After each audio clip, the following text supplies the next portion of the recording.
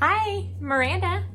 So we are going to go on and get started with our deep breathing with our ballooned minds. So go on and get in a comfortable seated position, a comfortable lying position, some type of comfortable position, and go on and shut your eyes and let's begin our deep breathing.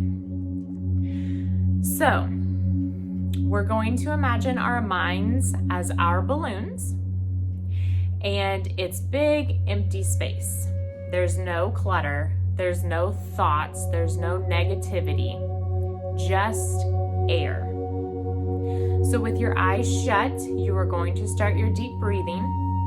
Start deepening your breaths, inhales and exhales. If you feel a thought creep in, acknowledge it and scoot it right back out. We just want air in our minds. So our shoulders, our neck, our head is all light. We feel great right now.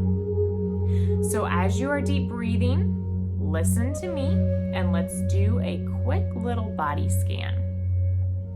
So as you're inhaling and exhaling, notice any tension that you're holding. Start up top. You should not be frowning. There shouldn't be any tension in your brow. You shouldn't be clenching your jaw. Make sure there's no tension in your jaw. If you need, you can move it side to side to make sure there's no tension. Moving down to your shoulders, they should be down and back.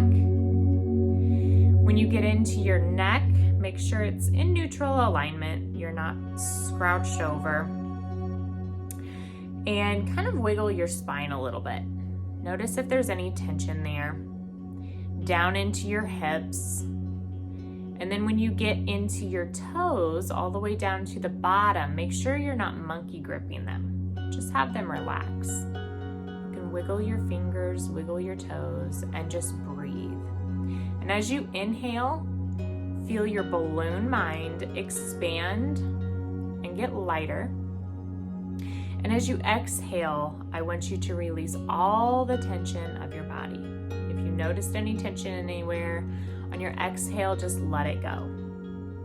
So you're inhaling and exhaling for a couple more breaths at your own pace, eyes closed.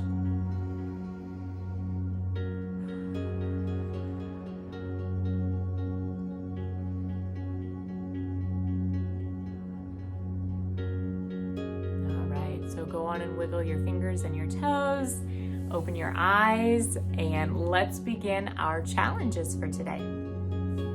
So go on and pick up your little sheet of paper and your pen, and this is the sentence that you are going to finish.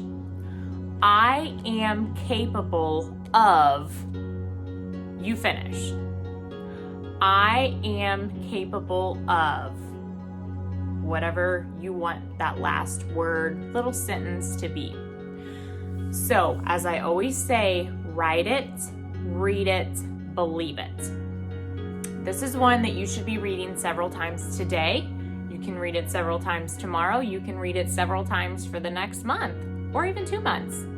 This is a very powerful, very positive sentence of capability, what you are capable of doing. So write it, read it, believe it, hang it somewhere where you can see it multiple times today. Now, journal time. This one today that I'm going to talk about a little bit is challenging for all of us. We're all human. So today's challenge, if you haven't started doing this already, maybe you have. Kudos to you if you have and if you do it full time. We are going to find the positive in the negative. So I know that might be a little hard to think about whenever we get into certain situations in our life because they can bring us down and sometimes we stay down for a while. But having the positives, showing the light, seeing the light in the negative can bring a very positive mindset, a lot happier life if you can do this. So today, as you go about your day, I want you to keep your journal handy. And what I want you to do when something negative happens, I want you to write it down. So you could spill your coffee. Hopefully you haven't spilled your coffee already this morning, but you could spill your coffee and have to change your pants. Well, something simple on this is A, you had coffee, B, you have more pants. So I know this might seem a little silly, but if you find the positive, you will be happier. Now, some things when we get into the loss of someone, that can be really challenging, really hard. Well, what's the positive in that?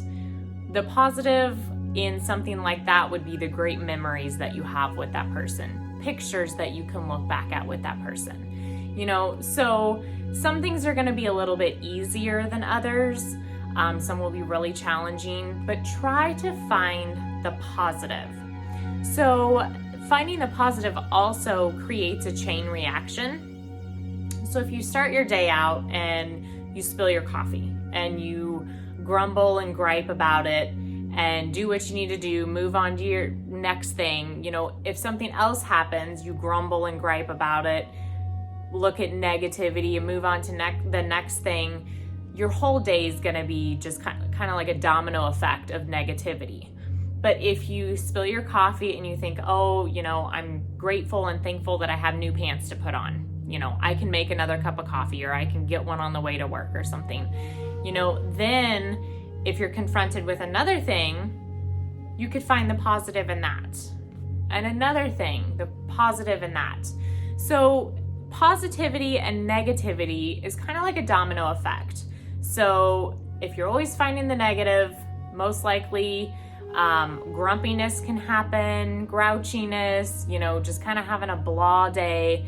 But if you're thinking positive, I can change that, this can happen instead, or I'm thankful that I can do this again, try again, then your positive will have a domino effect on your day. And the events happening in your day, domino effect in your day, can turn into domino effect in your week, in your month, in your life. So if you go about life trying to find the positive and the negative, you will be a lot happier. So for today, the challenge, and every other day after this, is trying to find the positive in the negative. But today, specifically, jot down what negatively has happened and try to dig deep and find something positive from the negative. So try this today. Hopefully it can put a smile on your face at the end of the day to give you some gratitude and just be thankful for some things. So carry this on through your day, through your week, through your month, through your life, and put a smile on your face. So until next time, you guys are awesome. Have a great day. I will see you then.